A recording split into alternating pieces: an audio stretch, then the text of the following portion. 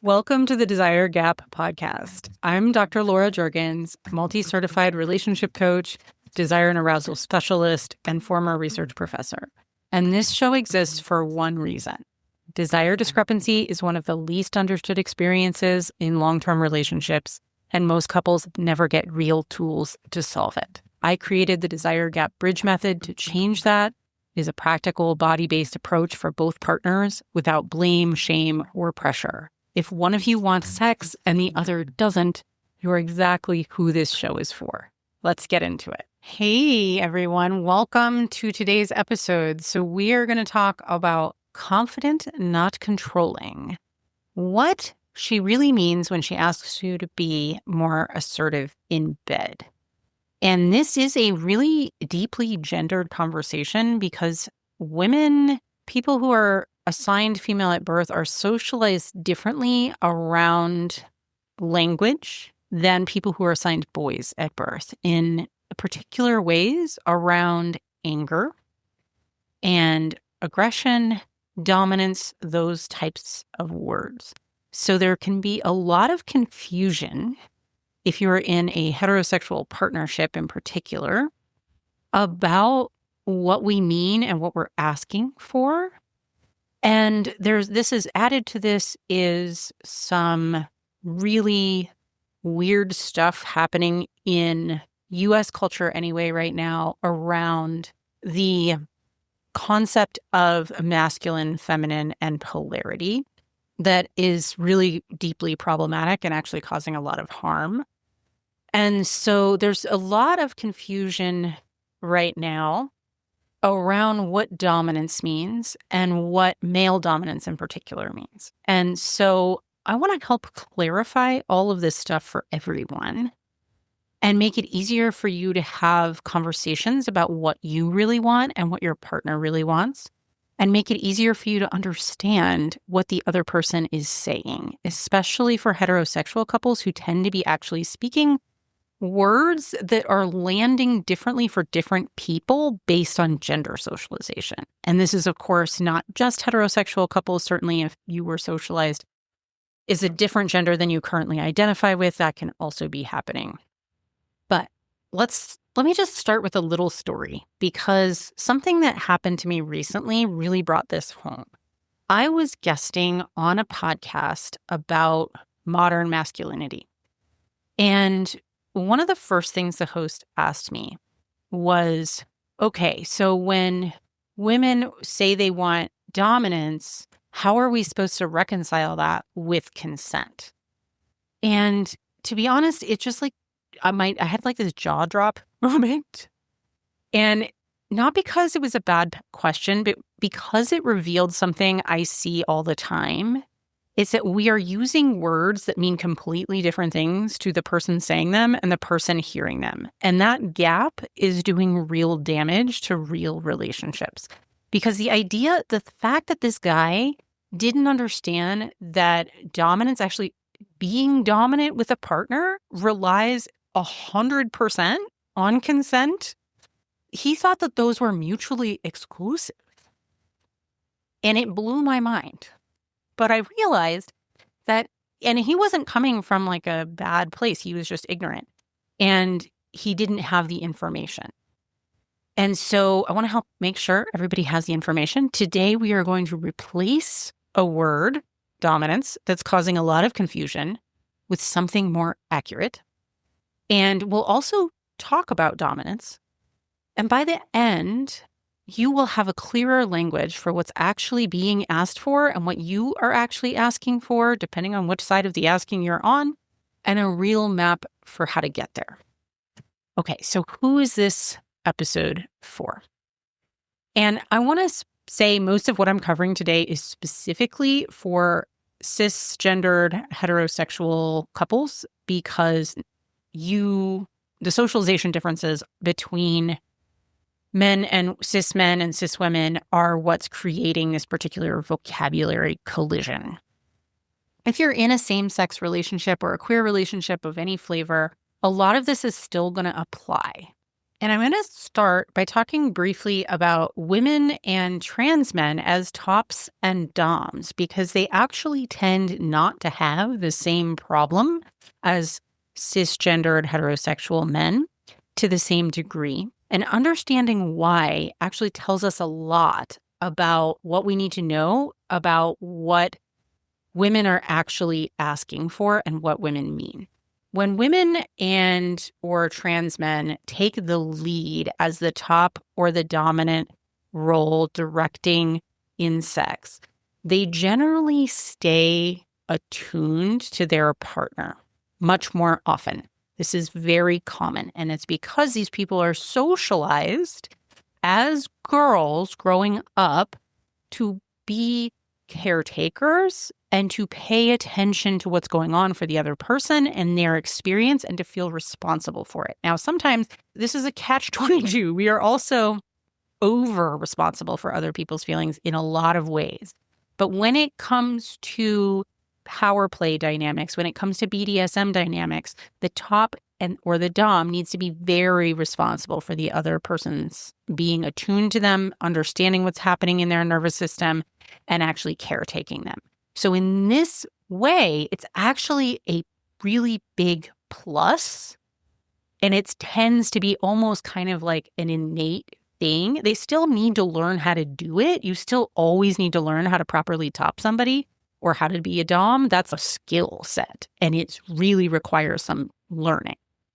But they tend to already have the tendency to really stay attuned. And they check in, they read their partner, and they course correct naturally. So when I am topping someone or doming someone, I know it's not, and I can feel it's not just what I have learned about how to do that through technical learning. It is that I have an innate sensitivity from my earliest childhood training to pay attention to other people's emotional state. That is not something that boys are typically trained in from an early age. And it is one of the reasons that they tend to be really misattuned a lot of times to their partners, is because they don't have the practice from an early age. It doesn't mean they can't learn it. And many men do learn it, and they do a wonderful job. And so really great cis hetero men doms do this really well because it is part of the program. So reading your partner, checking in, course correcting, being really attuned, slowing down, noticing what's going on with the other person. This is not performing assertiveness. This is actual confident leadership, which requires paying close attention to where the person they're playing with actually is. So women like me, trained early from life to monitor others' emotional states, read nonverbal cues, stay responsible for relational harmony. When we step into a leading or topping role, that translates directly into attunement. It is the same skill set. It is just redirected. But this is really important for men to understand, for cis hetero men to understand. What this tells us is that the quality that women are actually asking for from a partner is not actually about power over them. Because what we understand when we want somebody to top us, we don't want power. We don't want them to take power over us necessarily. Now, there are a few people who do, and we'll talk about that. But most people, what they're asking for is they're asking for presence and attention. Attuned presence and attention. The word for that isn't dominance in the way that men tend to be hearing it. The word for that is attuned confidence, attuned presence, deep attention, attuned confidence. And I really want to say that a few times. There's a reason I'm doing that, because if this is what you are craving as a woman partner, and if this is what you're craving as a man partner, ask for it by all means. If you want to be topped by your partner, hell yeah, whatever gender they are. And women make great tops. But a lot of times what women really want, they do not want someone to just take control of the situation and run roughshod over them. But that tends to often be what men are hearing. Women are trained and socialized to just by default attune to someone else. And so we like almost take it too much for granted that our partner will understand that is a prerequisite, that is a requirement. And the problem is that male partners don't understand that because they were never socialized that way. So it's really important to be careful of your language here and make sure that you're speaking the same language and that you understand what your partner's asking for and you understand what you are asking for in the context of what your partner's going to hear. So we're talking about confident, present, grounded in your own body, attention, and directional energy. That means like by directional, I mean it's like oriented towards your partner. The attention is on them. And when that is combined with genuine attunement to your partner's body and experience, it is magic. Feels amazing to receive. And it sometimes puts people in like a literal trance state of bliss.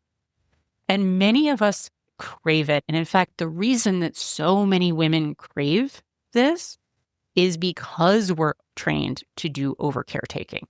And we really want to put it down in playtime. And that is fun.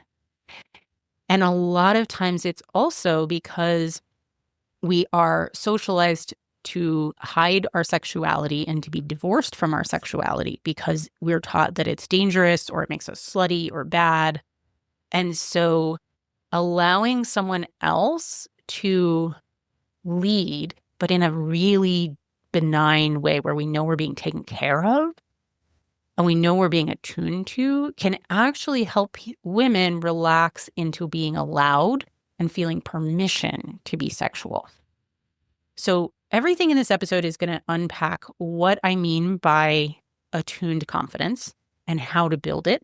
And then we're going to talk a little bit about exceptions, like when you actually do want to play with some kinky shit. Yay. Okay, so what does attuned confidence actually mean? When someone says to you, like this is really common for a female partner might say, be more assertive. When a woman says this, they're communicating something really real and important. But the words assertive or be more dominant are doing they're obfuscating, they're distracting because they land differently for people of different genders. And those words are doing too much heavy lifting for very specific, distinct needs that many people just don't know how to say. So here's some translations, and you need to check with your partner to see what she actually means. Or if you are the person who's asking for this, check with your body and see what actually feels like it might be delicious in your body. What do you actually mean? What do you want? And really focus on how do I say this clearly without just trying to use blanket terms like assertive or dominant in a way that my partner's not going to understand. And to be honest, even confidence can be like a lot of times people will just try to use that as, well, I'm just going to be really like over the top and just like take over. Right. And so you want to have a nuanced conversation about what you mean, not just these like blanket terms like be more assertive. Nobody knows what to do with that shit. Okay. So here's the possible translations. Sit with this, see what it feels like to you and whether it sounds fun to play with or it sounds like something you know how to step into or you might need help from a professional to learn how to step into. And I'll tell you some of the ones that you definitely need help with. So number one, it can mean I'm exhausted from being responsible for everything. That might be what be more assertive means. I am exhausted from being responsible for everything. The household, the calendar, the emotional temperature of the relationship, all the shit at work, possibly the kids. I walk in the door. I am like doing the second shift. And then I come to bed and I have to manage this shit too. You got to be kidding me. So this is what's going on inside many women's heads. What she's asking for is relief from the constant vigilance and like exhaustion of being too responsible for absolutely everything. This is not a person asking for a power exchange. This is a person asking for a break, a rest. So be more assertive in that context actually means just, can you please take the load from me because I don't want to have to be responsible for this. And if you're passive with lovemaking, I'm going to scream.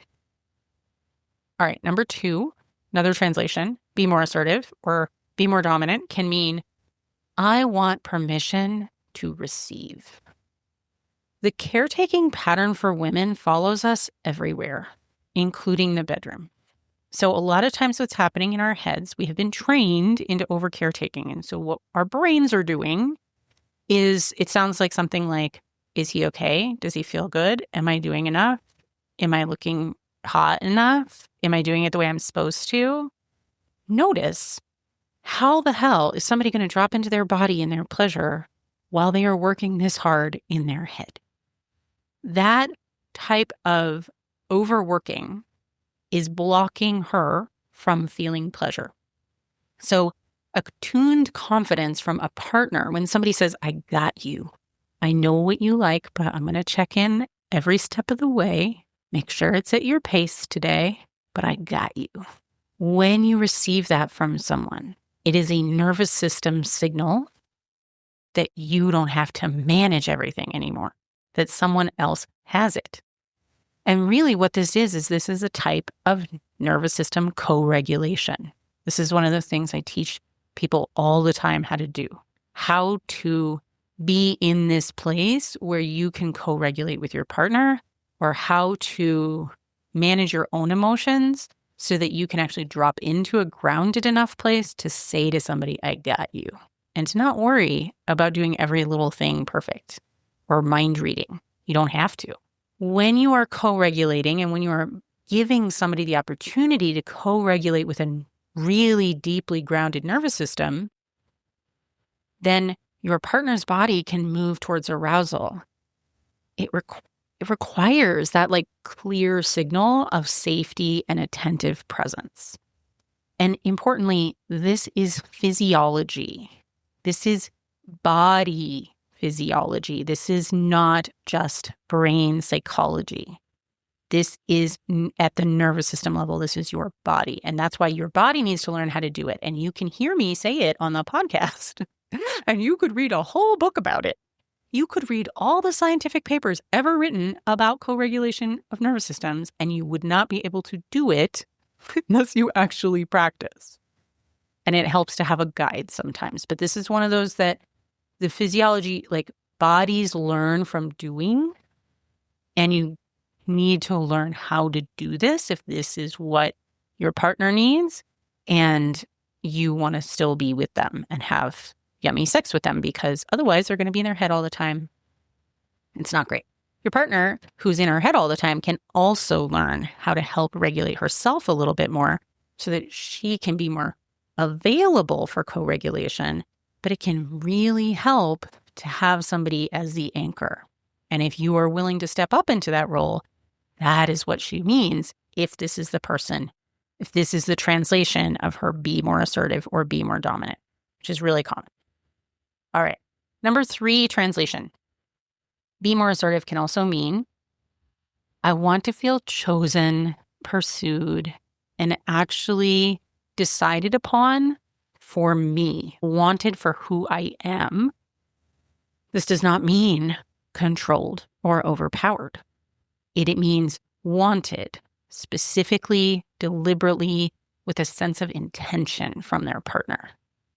And it's really different from, I just want your genitals. I want access to your genitals to sort of masturbate with. It's I'm focused on wanting you as a whole being. And there's a real world of difference between those things. I just want access to your body and I want you as a whole being. And sometimes when people are asking for assertiveness or dominance, it's because actually what they really want inside is they really deeply want to feel chosen. And that is a core desire. We work with core desires all the time in my practice. I teach on core desires all the time. I have podcasts that talk about core desires and psychological arousal and all this stuff. What everyone really wants in sex is a feeling.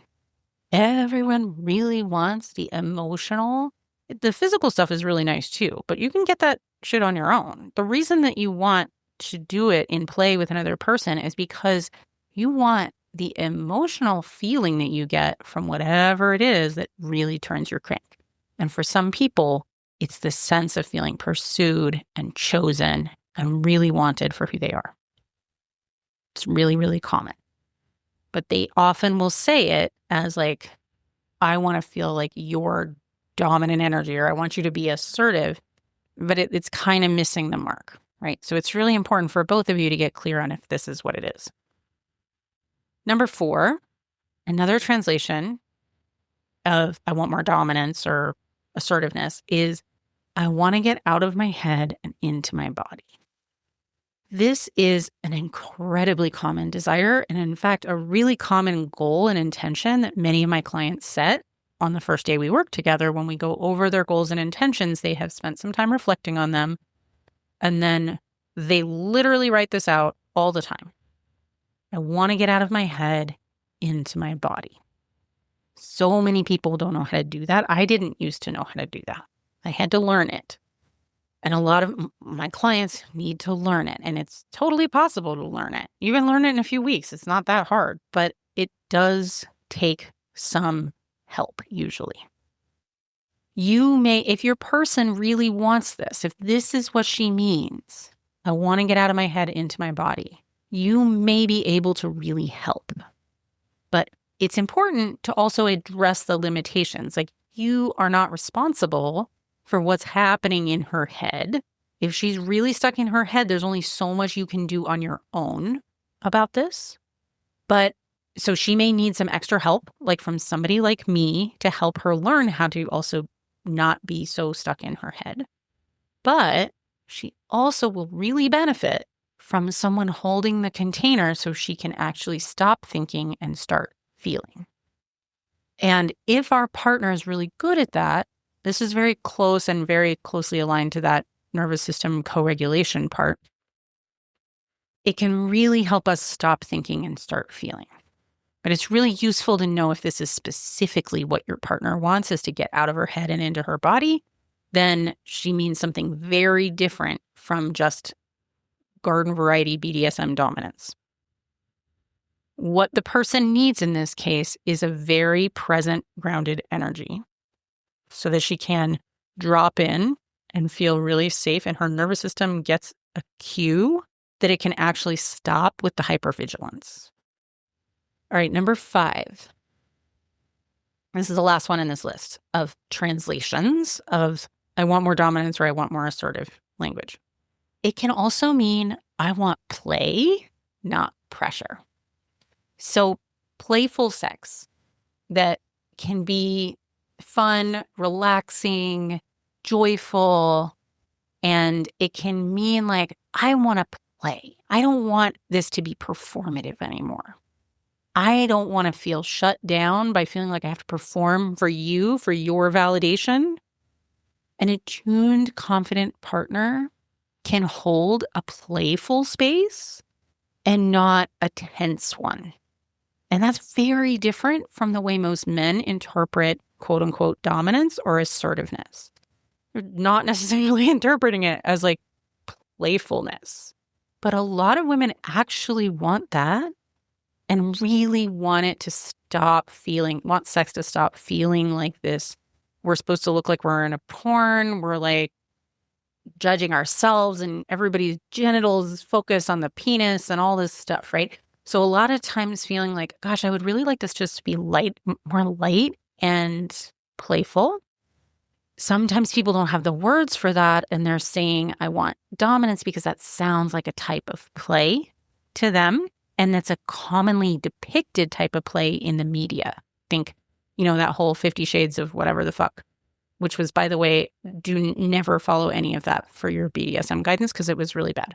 But if you want, not saying that if you found it hot, that was a problem, like totally cool to find fiction hot, in whatever shape or form you do. Just don't use it as a manual. But if you want play, there's so many more different kinds of play than just power play. And if you want power play, we want to be really specific about how to do that and how to do it well and safely. because I can promise you that actual people who are really doing BDSM well and safely exist. There's very specific rules, and it's really important to follow them because otherwise people get hurt. Not just physically hurt, psychologically hurt, even if you've never had any sort of impact or any sort of like restraint type of play, you can still have some psychological harm. So I just want to say, look, none of these things on this list of 5 things that people can be thinking when they actually say, I want assertiveness or dominance, none of them are actual dominance. They're not even close. What people are describing, what women are describing in each of these scenarios is an adult partner who can stay grounded and present, attuned, and pay attention to her. So she doesn't have to be in charge of everything for once. That is attuned confidence, and it is available to every partnership, regardless of your history or your gender identity, whatever. Okay, so why do men keep getting this wrong? And who is teaching them how to get it wrong? This is not the fault of anyone. This is not like good men are not at fault here, but there is a like bro-verse out there that doesn't understand nuance very well. Doesn't understand actual information very well either in a lot of cases. So a lot of men will hear be more assertive or be more dominant. And the way that men are socialized as boys, their brain immediately goes to, okay, harder, faster, take over, be in charge, tell her what to do. That is the fault of living in a patriarchal system. That's not the fault of a little boy who just doesn't know any different interpretation. That's how boys are trained to interpret those words. That's not doing them any favors either. And if you're a man, you know that. Like, it's not doing you any favors. The patriarchy is really harming you too, because it's harming your relationship with yourself, your own emotions, your connections with other men, and your connections with women. So when boys hear, and look, there's no like objective reality from the universe that tells us how a word should be interpreted. So it's not like anybody's really wrong here. It's just that there's a different interpretation based on gender socialization. So when you use the terms be more assertive or dominant, a male brain tends to hear harder, faster, take over, tell her what to do. And this is problematic. And then a lot of in the sort of like broverse right now, manosphere, whatever, all that shit that's going on, the content those people are consuming is actually actively doubling down on all of this. And they're wrong about it being what women actually want. And they're wrong about it actually helping with women's libido. It's not. It's going to kill it. But they feel like, to stroke their own egos, that they need to be in charge anyway. A lot of women will shut down. And then their poor partners have no idea why, because they thought that they're doing what their partner asked. And it's not anybody's fault. It's because we have different language for things. And she doesn't have the language to explain it clearly either. And in fact, because women are so separated from their own sexuality, we often are not even taking responsibility for noticing our language and noticing where we don't know what we don't know. We might not know what we want or might not know what we need. And a lot of times we're not actually expressing that because we're so ashamed of it. We can't even own that we have something to learn about ourselves. So women are so shut down, and men are asking, a lot of times asking, what can I do? What can I do here? What do you want? And women will not have any idea. That is not anybody's fault. That is the fault of culture. That is the fault of conditioning. It is solvable, but instead of blaming yourself or your partner, you need to get really curious about what it is she actually does want. That's why I went through that list of 5 things, right? But also having men slow down and say, wait a second, maybe the language here, the dominance, assertiveness language, what she thinks she's telling me might not be what I'm hearing. And one of the ways that this has gotten really fucked up for everybody, including men, is a lot of this quote unquote polarity, sexual polarity content, which was all developed by men misunderstanding the divine feminine anyway. It is conflating assertiveness and superiority. Being in charge, giving instructions, a woman submitting to a man's authority as like a general, like this is what the masculine needs or something. And then they say, hey, everybody's got masculine and feminine, but in practice, they always are taking the masculine role and they're terrified to take a feminine role. So all that stuff is just patriarchy with new branding. That's like political positions dressed up in arousal language and fake spiritualism. So even if a woman enjoys something like surrender or real dominance from their partner in bed, playfully in a specific negotiated context, which is how we do BDSM, and the key words here, right, are playfully, specific, and negotiated.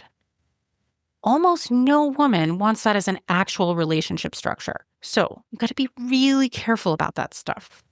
It is coming from uninformed people who are peddling it as like pseudo-spirituality, like the new religion. And it is actually doing harm to people's real libidos. So the other aggression mistake, right? Men have been socialized to read assertive as more intense, harder, faster, more forceful, and aggressive. And aggression isn't the same as confidence. Aggression is unregulated energy. It bypasses attunement entirely. It doesn't read the room because it's not paying attention to the room. So somatically, in your body, a partner who charges at you with uncontrolled energy is a nervous system alarm. The body reads that as a threat, not as an invitation. Desire really requires a felt sense of safety. The nervous system has to feel safe to open up to sexuality. There is a reason that if the gazelles are running from the lion, they don't stop and have an orgy, right? There is a reason. Evolution has wired us to reserve sexuality for when our nervous system feels safe. So if somebody comes at you with aggression, it will tend to shut down your sexuality. Not because women are fragile, but that's because literally that's how arousal physiology works in the body. So it's really important not to play with aggression unless somebody has a specific kink and you have really mapped out what the boundaries are and negotiated all the consent in advance. Aggression will generally shut someone's libido down. And I want to come back to the consent confusion, that interviewer for me. The assumption underneath his question was really like a good intention, right? How can I be both assertive and respect consent? And it reveals, though, that he'd absorbed the idea that assertiveness means overriding people's consent. So the actual spectrum of all of these kinds of things, let's just look at it real quick. Because the consent architecture that makes it all work is different for what kind of level of play you're doing, right? Hardcore BDSM is going to take totally different dynamics of consent framework than just basic attuned caring leadership. So level 1, attuned confidence, caring leadership. This is not a power dynamic. This is not a kink. This is just wanting a grown adult who can make a plan, stay present, and check in like they genuinely care. This is what the vast majority of women are asking for. You don't need special training for it. You just need a lot of intention and attention. And this is what we're talking about as kind of the main event of this episode. Attuned confidence, caring leadership, where you just let her not have to be responsible for everything, but you're genuinely checking in and you're genuinely attuned the whole time. Level 2 is what we'll call soft topping or erotic leadership. And it means playing the directing role in a sexual encounter without like a formalized agreement, right? you do want to have some conversations about this. You want to make sure you understand each other. You want to make sure you understand how to do it. And if you need some help learning, I love teaching this. This is why I teach people how to safely throw their partners up against a wall. And it just you would not believe how hot it is for almost all of us to either be the one doing it or receiving it. It is super hot. But soft topping, and don't do anything like throwing your partner anywhere without knowing what you're doing. But you don't even have to do that in order to soft top. You can soft top with somebody from across the room with just like a really intense eye gaze when you're really grounded in your own sexual energy. You can really just lean into when everybody has agreed, right, to this like attuned leadership, erotic energy between you. It's really playful. It's really connecting. It's super fun. It does require a conversation beforehand, a deep sense of how to be present during. And this is where most people miss. They try to do so much that they don't know how to be in this space. But you can learn that. It's not super elaborate, but it's really hot. So that's level 2. Level 3 is the like BDSM, formal dom sub dynamics, right? This is like the whippy, pokey, bindy things, which is a phrase that I love from Midori, who's a really wonderful femdom trainer. And this is a craft. This actually requires a formal negotiated container, what's on the menu, what's not, safe words, aftercare, and real skill. And most people don't know necessarily about that unless you're in the BDSM world. And what many people don't know until they're in the BDSM world is that the sub or bottom is actually always the one in charge during the entire setup. All the scene negotiation, the sub or bottom is always in charge. What happens in any given scene is determined by what the bottom agrees to, what's on the menu, what's not, what needs check-in.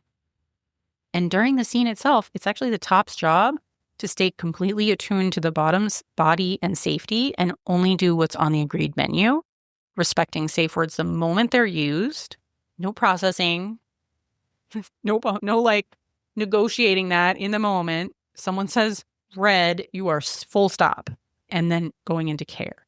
The bottom is in charge. And so many women actually don't want to be in charge, that what they really don't want is they actually don't want to be a full bottom. And if you genuinely want to learn that stuff, you want to explore kink, wonderful. There's a real framework for doing it, and you need to learn it. This is not a segmented podcast. It's not going to get you there, but you can work with someone who actually teaches it, a skilled BDSM educator. You can often find them if you start going to what's called munches you can find like BDSM groups near you on FetLife and go to some of these like casual, like at a restaurant events and try to meet people who might be mentors. There's more formal classes that you can take. There's no shortcutting it. And I'm not saying that to be a gatekeeper. I'm saying that to respect what's actually at stake. So if you long to be a bottom or sub, your job is to actually require the level of skill and attunement that you need from a top in order to play with real BDSM dynamics. You cannot abrogate that responsibility. You need those things because emotional and physical harm is possible. And you are always responsible for who you play with and for having the negotiation and for using your safe words and for not putting yourself in a situation where your safety depends on competence that you haven't verified. This is how people get into trouble and really damage their entire sexual self. There is no getting out of adulting in BDSM.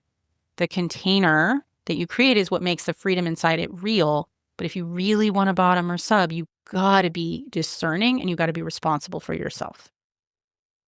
All right. So this is getting long. I'm going to wrap it up soon. So when you are ready to have a conversation with your partner about what they mean or what you mean by wanting something like assertiveness, I want to give you some actual language because it's likely you've been using some words that land differently than you intend. So you might say something like, I want to be the one who's relaxing into receiving tonight.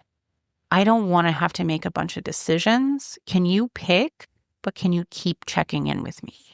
Another thing you might say is, I really tend to get in my head. Can you stay really present with me and not rush? Because it genuinely helps me drop into my body. Another thing you could say is, I want to feel like you really want me on purpose tonight. What might that look like for you?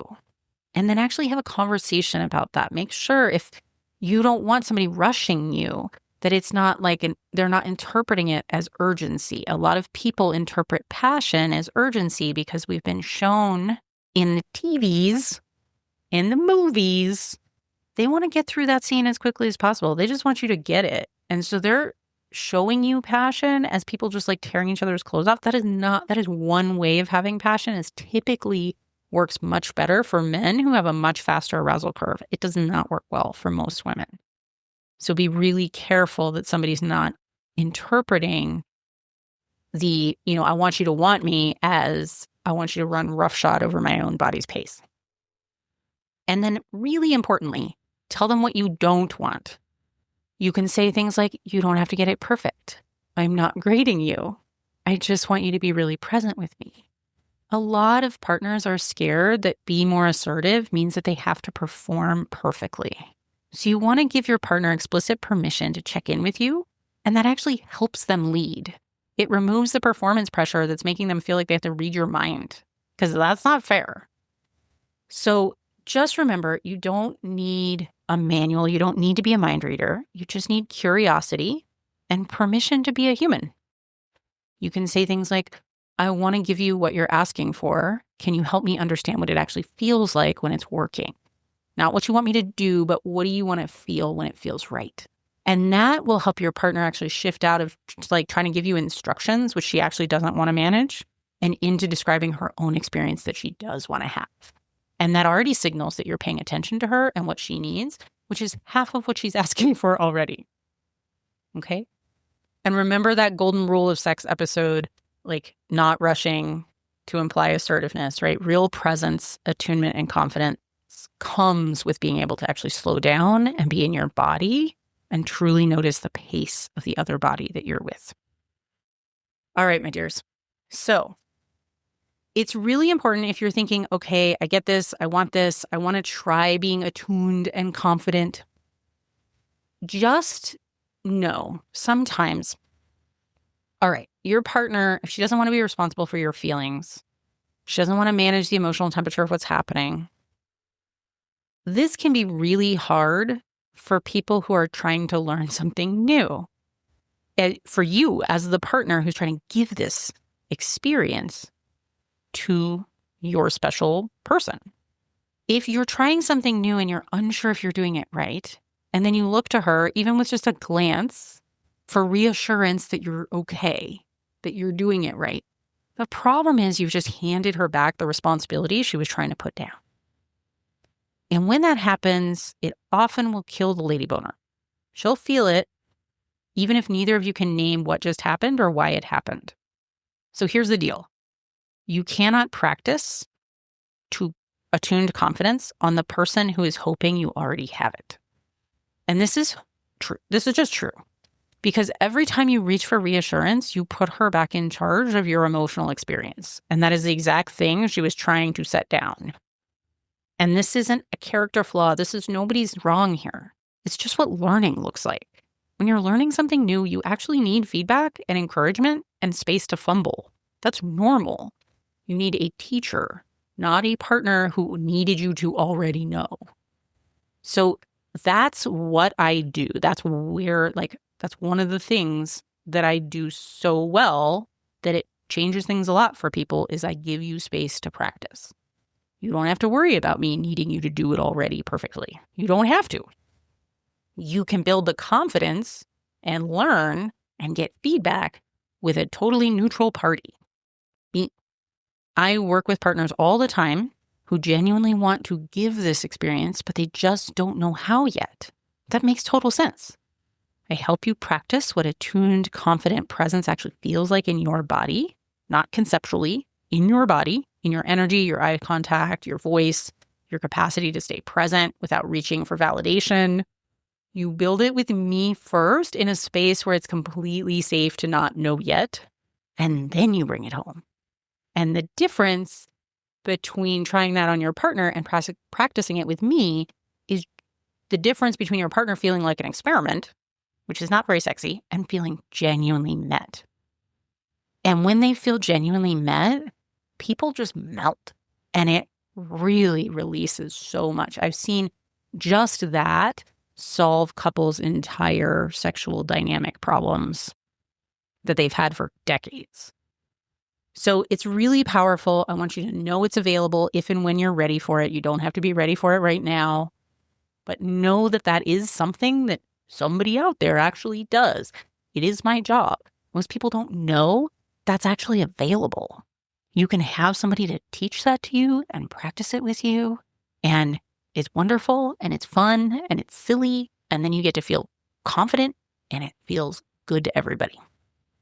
Just be aware that's available. And before you do anything with what you've learned today, I just want to invite you to take a breath, take a pause, check in with what does your body actually want from a partner right now?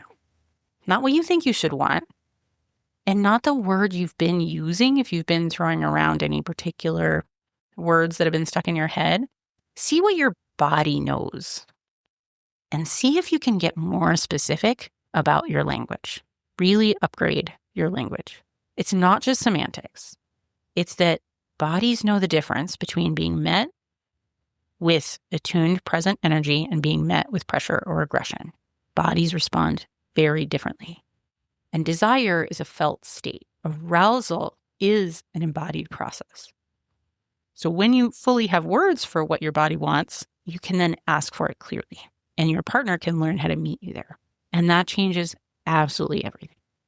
All right, my dears, before I go, I want to plant a seed. Something is shifting with this show, and I've been sitting with it for a while now. I started the Desire Gap podcast because I thought naming the problem specifically would help people find me and find the help that they needed for that particular problem. And it did in a lot of ways. And many of you are here for that and here because of that. And I'm so glad you're here. But I have realized that the name and honestly the framing was keeping the focus on one particular problem and what's wrong rather than what's possible. And that's actually not how I think about my work. So something new is coming. I'm really excited about it. A new name, a new framing, and an explicit statement about what I actually believe this work is for. In our bodies, in our relationships, and honestly, in our culture. And I'm calling it Pleasure Uprising, and we are going to be making a movement. I'm really excited about this. More soon. I'll see you next week. Hey, before you go, if you enjoyed this show, I want to invite you to check out one of my favorite things that I've ever created. It's a free guide called Get Out of Your Head, a starter guide to releasing the pressure, shame, and shoulds around intimacy. It has 4 reflection exercises that go deeper than anything you find in a typical freebie, and most people feel a shift just after part 1. So go grab it at laurajurgens.com/guide.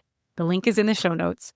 And if you're ready to find out what your specific path looks like, I'd love to talk to you. Booking info is also in the show notes, and I will see you here next week.